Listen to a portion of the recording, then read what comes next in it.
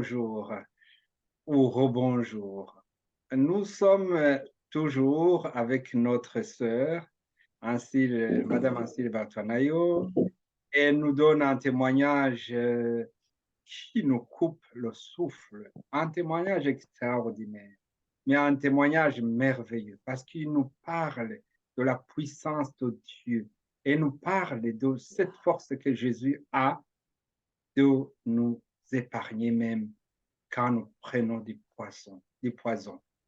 Et dans Luc 10, 19, nous avons lu et nous a fait lire ce passage parce qu'elle a entendu ce message lui venir dans l'oreille pour dire que ne crains rien. Et elle a pris du poison, elle n'est pas morte, et ses ennemis ont été confondus à cause de cela. Ce passage, c'est celui-ci. Voici, je vous ai donné le pouvoir de marcher sur les serpents et les scorpions et sur toute la puissance de l'ennemi, et rien ne pourra vous nuire. Vous êtes sur la chaîne YouTube Shingrin Haiman a donc témoigné de Dieu, témoigné pour Dieu, ce que Dieu a fait pour vous. Maintenant, vous avez, nous entamons la troisième partie. Vous avez donné un témoignage à l'Église, vous êtes toutes contentes et vous n'avez même pas l'intention d'en faire une grande histoire, mais il y a une sœur au milieu de la foule qui va prendre votre témoignage sur son téléphone et puis elle vous l'envoie. Et vous dites, ah tiens, ma remplaçante, celle qui est devenue déléguée à ma place, c'est quand même une chrétienne née de nouveau de l'église pentecôtiste qui est connue. Et, attends, je vais l'envoyer son témoignage. Et le témoignage arrive, elle était toujours à Arusha, je suppose, et elle ne réagit pas. Rien du tout. Maintenant, continuez, dites-nous pourquoi, qu'est-ce qui s'est passé avec elle au fond. Ok, en fait, je ne pensais pas, donc j'ai ignoré aussi, quand j'ai vu qu'elle ne réagit pas, j'ai ignoré cela parce que je pensais que peut-être qu'elle a eu beaucoup de travail, qu'elle n'a pas eu le temps de me répondre, et quand je vais retourner en classe, l'année suivante, on pourra discuter, elle pourra me demander à long et à large ce qui s'est passé. Et ce n'est même pas elle seule. Il y en a d'autres que j'ai envoyé ce témoignage. Les uns me disaient, oui, vraiment, que Dieu t'a épargné. Mais il y en a d'autres que je pensais que sont des amis, que ce sont des familiers vraiment qui pouvaient compatir avec moi. Mais ils ne m'ont rien répondu. Et c'est là où Dieu m'a montré d'où cela s'est venu. Parce que, souvenez-vous, Monsieur Hilaire, un sorcier ou bien quelqu'un qui travaille au compte du diable ne peut pas vous attaquer seul sans qu'il y ait quelqu'un qui vous a fait passer, soit de la famille ou bien soit une connaissance quelconque. Par exemple, cette fille-là qui venait du Sénégal, comment est-ce que je pouvais connaître qu'elle pouvait me faire du mal sans que personne ne lui a donné mon code?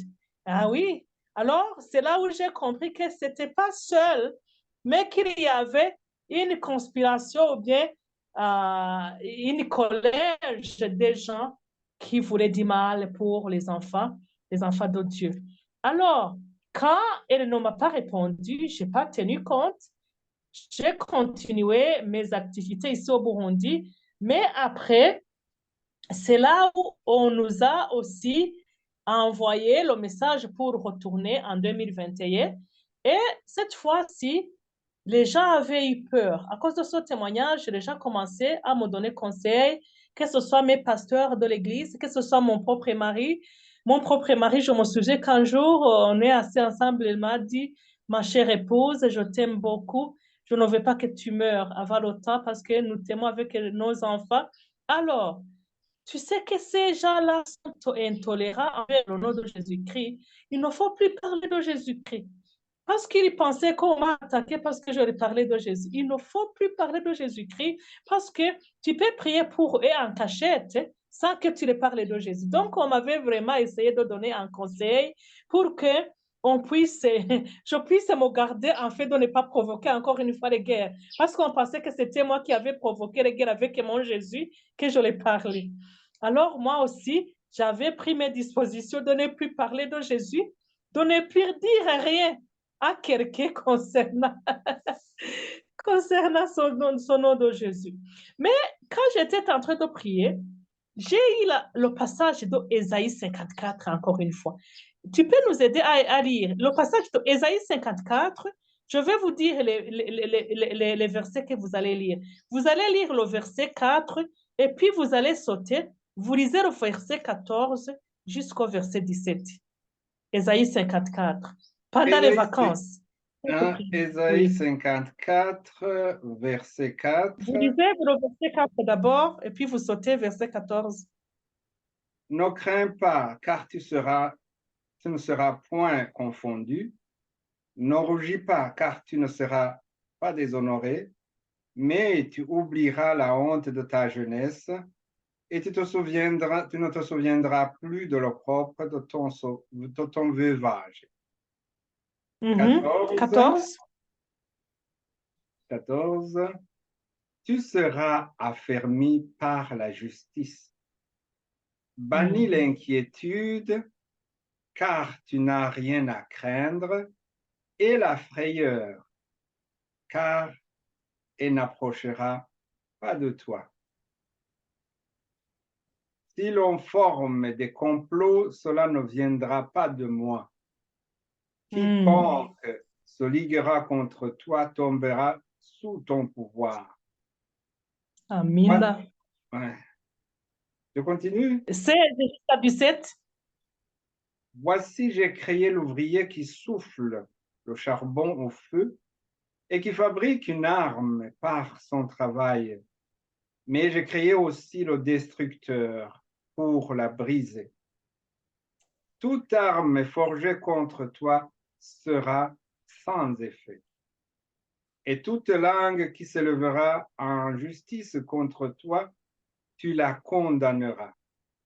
Tel est l'héritage des serviteurs de l'Éternel, tel est le salut qui leur viendra de moi, dit l'Éternel. Ok, voilà le message. Oui. Oui. Voilà le message que j'ai reçu avant de quitter mon pays pour 2021. Alors, j'ai dit, pourquoi est-ce que je reçois ce message encore une fois? Parce que je ne m'attendais pas qu'il y aura d'autres choses plus graves que j'ai passées, qui sont plus graves que ce que j'avais vécu.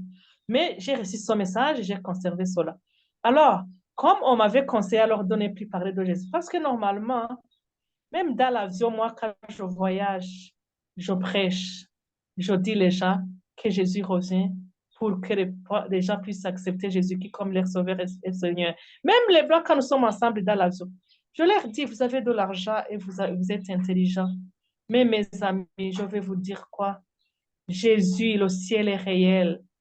L'enfer aussi est réel. Celui qui sera laissé, il sera condamné. Parce qu'en retournant en arrière, j'ai rêvé, j'ai vu un rêve en 2020. Je voyais qu'il y a eu l'enlèvement. Les gens, donc, ce qu'on appelle l'enlèvement de l'Église, donc, quand Jésus reviendra prendre son Église, moi, j'ai rêvé que c'est fait. Alors, j'avais vu ce qui était laissé derrière. Donc, ce qu'on appelle in English, those who had been left behind, the left behind, ceux qui ont été laissés en arrière. Ils étaient dans l'opprobre. Ils regrettaient beaucoup. Ils disaient, pourquoi est-ce que je suis né vraiment un être humain et être laissé dans ce monde?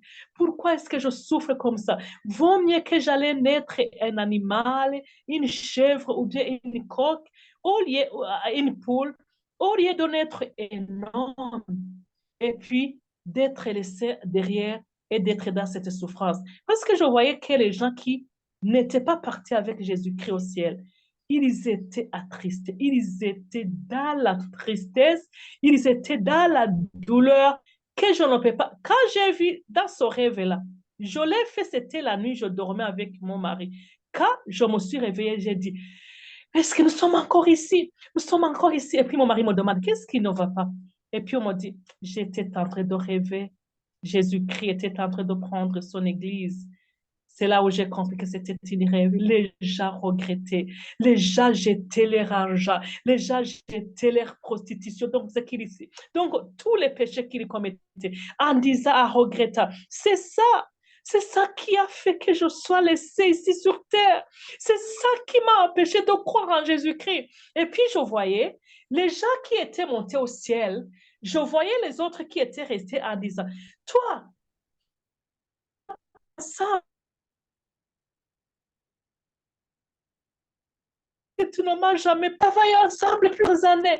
Pourquoi est-ce que tu ne m'as pas dit que le ciel existe et que l'enfer aussi existe? Alors, c'est là où j'ai compris que le Saint-Esprit est en train de m'interpeller. Qu'est-ce que j'ai reçu, le salut que j'ai reçu, je ne peux pas le garder pour moi seul, que je dois partager aux autres. Donc, c'est-à-dire quoi? J'ai eu cette habitude pendant ce moment que chaque personne qui est avec moi, même si nous sommes à table en train de manger, même si Dieu me donne 5 minutes avec vous, je dois vous partager de Jésus pour que vous choisissez. Je ne vous oblige pas de recevoir, bien sûr, Jésus-Christ, mais quand même, moi, je parle. Parce que j'ai vu qu'il y a des assassins qui ne parlent pas de ce qu'ils ont reçu parce qu'ils ont peur.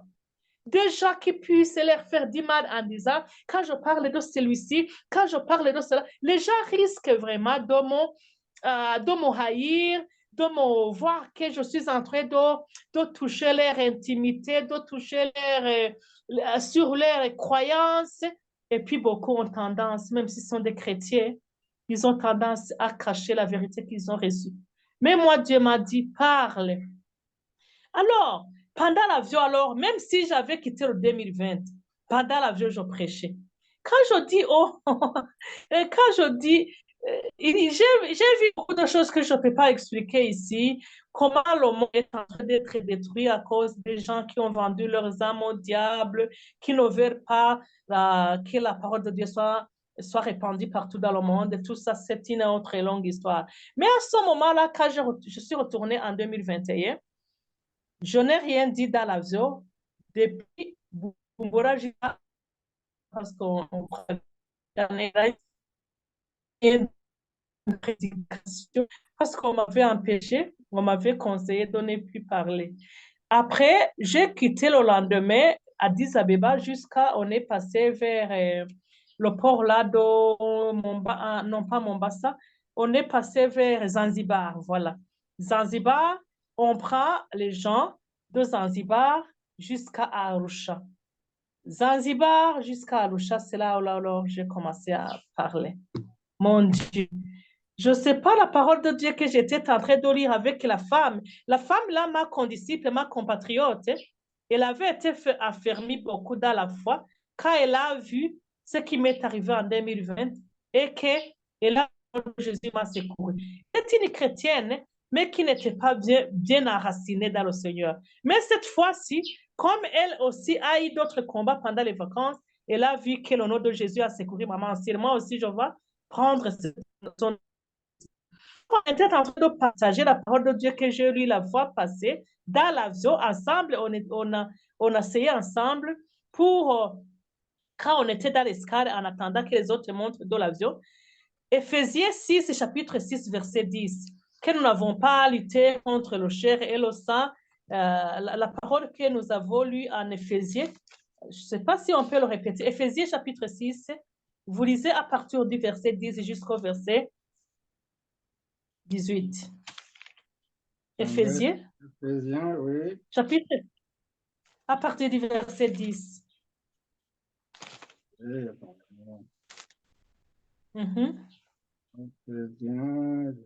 Oui, Éphésiens chapitre 6 à partir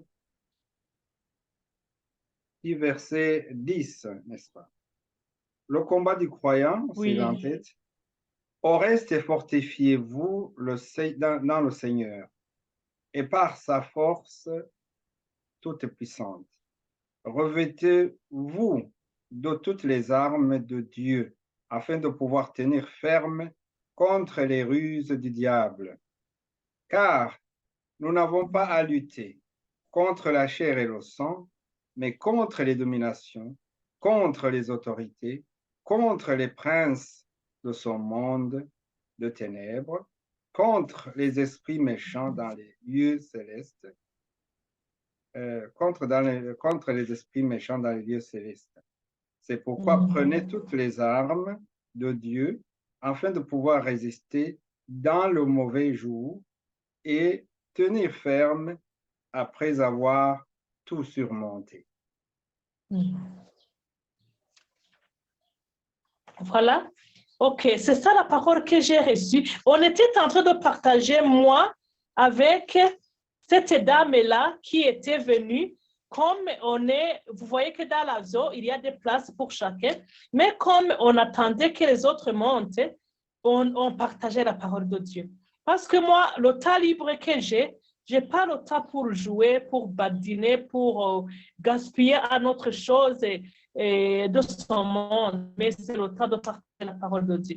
Alors je lui ai dit, il faut que nous soyons vêtus de la force de Dieu, parce que nous avons vu que, ma sœur, on ne lutte pas contre le chair et le sang. Il y a les dominations, il y a les autorités, il y a les puissances de ce monde de ténèbres, parce que comme la Bible vient de les énumérer, on ne lutte pas contre la chair, on ne lutte pas contre le sang, mais contre les dominations, contre les autorités. Il y a des dominations contre les autorités, contre les princes de ce monde des ténèbres, contre les esprits méchants dans les lieux célestes. Alors je lui ai dit, toi aussi ma sœur, il faut que nous nous vêtions de la force de Dieu. Il faut de la force que nous allons lutter contre ces dominations. Parce que je m'attendais que cette équipe-là qui m'a attaqué l'année passée, le 2020, il va revenir.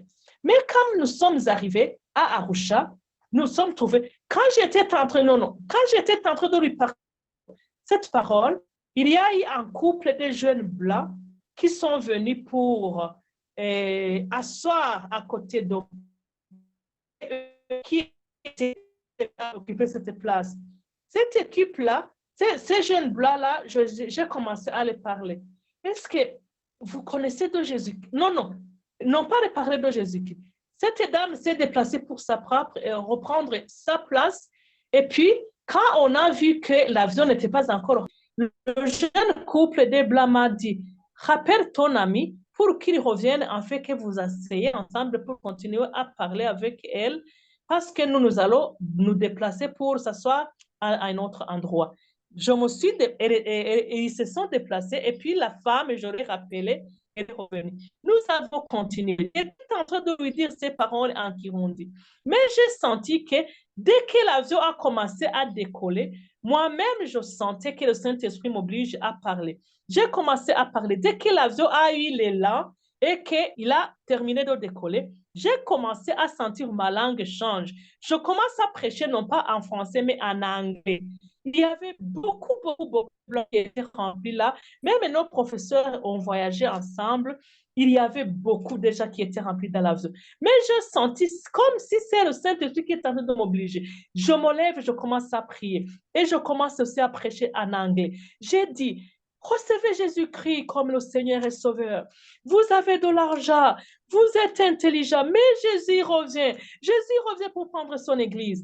Et puis les Blancs commençaient à me regarder comme si je suis rentré. Mais dès que vous m'avez rencontré, Jésus-Christ, le Jésus que vous avez sous-estimé, même si vous êtes intelligent, même si vous avez de l'argent, il y revient bientôt. Il va juger le monde. Recevez Jésus.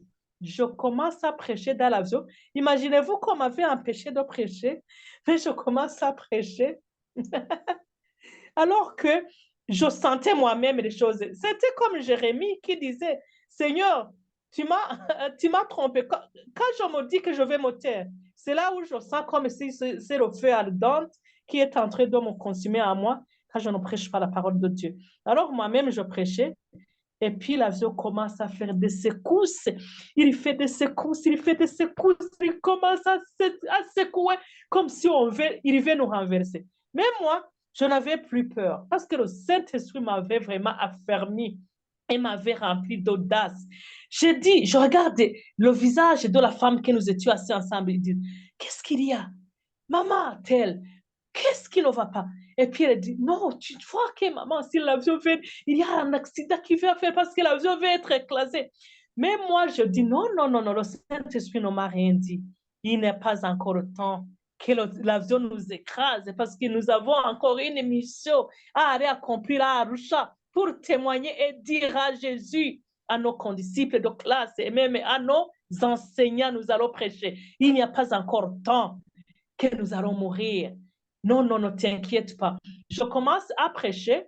Je continue à prêcher. Je m'étais debout. J'étais debout dans l'avion en train de prêcher la parole de Dieu.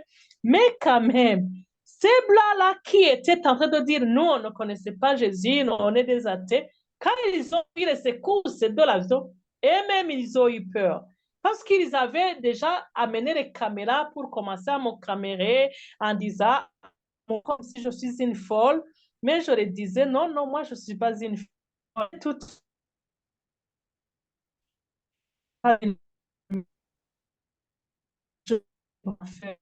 que vous m'avez rencontré dans l'avion. Parce que je ne veux pas que votre sang va me poursuivre. J'ai prêché. Et après quelques 15 minutes comme ça, l'avion s'est calmé. Et puis après, je suis descendue parce que l'avion était en train d'être décollé. Puis quand nous sommes arrivés à l'aéroport Kilimanjaro, nous sommes dirigés vers l'école, là où était le centre de formation là, de Trapka. Et après, c'était le dimanche que nous sommes arrivés en classe.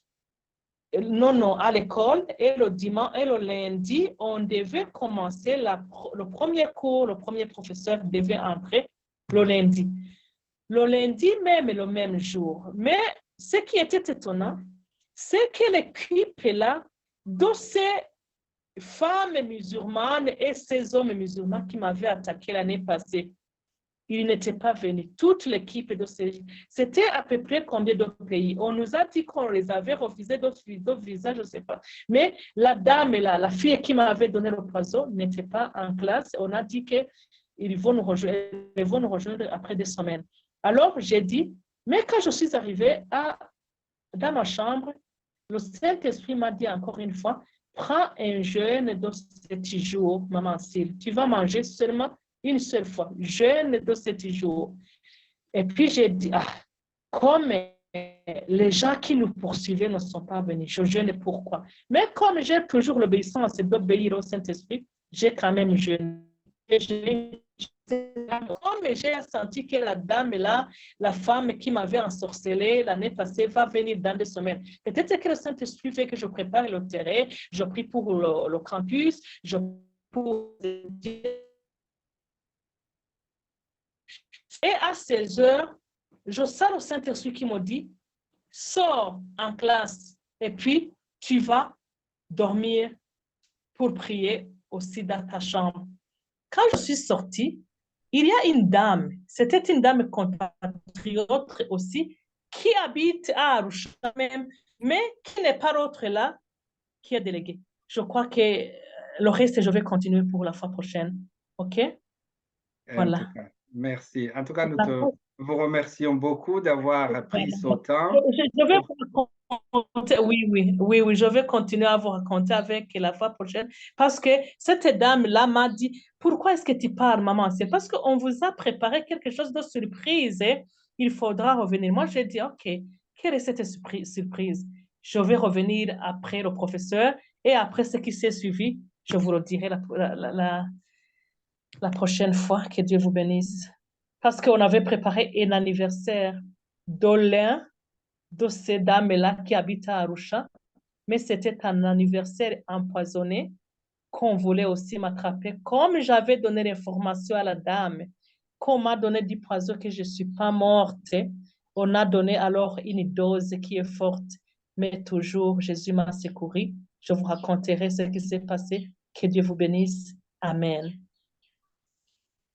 Merci beaucoup. C'est vraiment une histoire à rebondissement.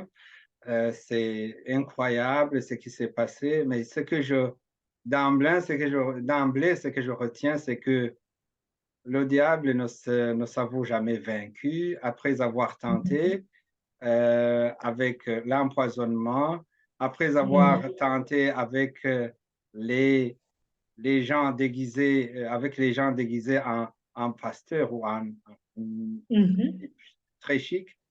Ils mhm. n'ont pas, le diable n'a pas abandonné son Voilà, projet oui, euh, pour me détruire. de, de vous détruire. Mhm. Bon, nous attendons cette occasion encore une fois et nous vous remercions. Et nous allons Amen. clôturer donc cette séance. On verra dans le meilleur délai pour que ceux qui nous suivent puissent y accéder le plus rapidement possible. Et Mhm. voilà, on va remercier le Seigneur pour ça. Oui. Euh, si vous pouvez le faire, je vais le faire aussi. Oui, oui, je vais aussi inviter les gens qui veulent recevoir Jésus-Christ comme le Seigneur et Sauveur. Parce que vous avez entendu que le thème de mon témoignage, c'est de croire la puissance de Dieu. Mais le diable est en train de travailler beaucoup pour dérouter les gens. Mais aussi le Saint-Esprit rappelle à la repentance pour que les gens puissent se repentir. S'il y a quelqu'un qui aurait suivi cette première partie de témoignage, et qui veut recevoir Jésus-Christ comme son sauveur et Seigneur personnel, c'est maintenant ou à jamais. Vraiment, la voix de Dieu presse. C'est pas pour rien. Si on a accepté de donner ce témoignage, c'est-à-dire qu'on a accepté de mettre nos vies en danger même. Parce que le diable qui nous poursuivait n'est pas encore mort. Il est là toujours. Mais on essaie de mettre même nos vies en danger pour la cause de Jésus. Il ne faut pas vraiment négliger cette voix qui est en train de vous parler, mes amis, parce que Jésus est réel et il va punir tous les incrédules, même ces gens-là qui ont vendu leurs âmes au diable, qui ne veulent pas écouter la voix de Dieu. Un jour, il le regrettera, parce que la Bible déclare que ici en Apocalypse, au chapitre 6, je vais lire rapidement pour prier pour vous montrer combien déjà vont souffrir mes amis. Apocalypse chapitre 6 à partir du verset 8, 9. Quand il ouvrit le cinquième sceau, je vis sous l'autel les âmes de ceux qui avaient été immolés à cause de la parole de Dieu et à cause du témoignage qu'ils avaient rendu. Ils crièrent d'une voix forte en disant, jusqu'à quand, Maître saint et véritable, tardes-tu à juger et à tirer vengeance de notre sang sur les habitants de la terre? Une robe blanche fut donnée à chacun d'eux. Il leur fut dit de se tenir en repos quelque temps encore, jusqu'à ce que fût complet le nombre de leurs compagnons de service et de leurs frères qui devaient être mis à mort comme eux. 15 au verset 10. 12. Je regardais quand il ouvrit le sixième sceau, et il y eut un grand tremblement de terre. Le soleil devint noir comme un sac de crin. La lune entière devait comme du sang. Et les étoiles du ciel tombèrent sur la terre. Comme lorsqu'un figuier, secoué par un vent, viola jette ses figues verte. Le ciel se retirera comme un livre qu'on roule, et toutes les montagnes et les îles furent remuées de leur place. Les rois de la terre, les grands, les chefs militaires, les riches et les puissants, tous les esclaves et les hommes libres se cachèrent dans les cavernes et dans les rochers de montagne. Et il disait aux montagnes et aux rochers, tombez-nous sur nous et cachez-nous devant la face de celui qui est assis sur le trône et devant sa colère de l'agneau, et devant la colère de l'agneau. Car le grand jour de colère est venu et qui peut subsister? Mes amis, il y a un grand jour de colère de Dieu qui va venir. Vous voyez combien les gens boivent du péché comme s'ils boivent de l'eau. Mais un jour, Dieu sera pour mettre fin à toutes ces iniquités. Et les gens qui auront rejeté la bonne nouvelle, la parole de Dieu, ils vont regretter, ils vont se cacher, chercher à se cacher. Mais ça sera trop tard. It will be too late. On va prier pour ceux qui veulent accepter Jésus, car Jésus revient bientôt pour punir et pour juger le monde. Merci Seigneur Jésus-Christ de Nazareth. Je te remercie pour ce témoignage que tu acceptes et que nous puissions rendre en français maintenant. Nous l'avions rendu il y a 3 ans en Kirundi. Mais Seigneur, je demande le salut de tous ceux qui t'acceptent comme ton Seigneur et Sauveur personnel. Donne le salut à ceux qui sont en train d'écouter ce témoignage. Il y a des incrédules qui disent non, cela n'existait pas. Mais un jour, il faut chercher la parole de Dieu sans la voir. Je demande le salut, que tu puisses pardonner le péché de tous ceux qui se prosternent devant toi en disant, Seigneur, nous étions des chrétiens hypocrites, nous étions des incrédules, on ne croyait pas dans le sang de Jésus-Christ et la puissance du nom de Jésus-Christ. Mais maintenant, nous venons d'écouter la vérité. Donne-leur le salut, Seigneur. Couvre-leur par ton sang, Jésus, pour qu'ils puissent marcher selon ta volonté. Merci, Jésus, de tout le salut que tu es en train d'accorder à tes enfants. Au nom de Jésus-Christ, et nous avons ainsi prié. Amen. Que Dieu vous bénisse et que Dieu bénisse tous nos auditeurs aussi. Merci. Amen, amen. C'est encore une fois avec beaucoup de plaisir que nous avons écouté votre témoignage. Nous attendons la suite et nous vous prions de saluer tout le monde chez vous et que le Seigneur vous bénisse tout simplement. Amen. Nous bénissons Merci. le frère qui a insisté en demandant que ce témoignage ait lieu en français.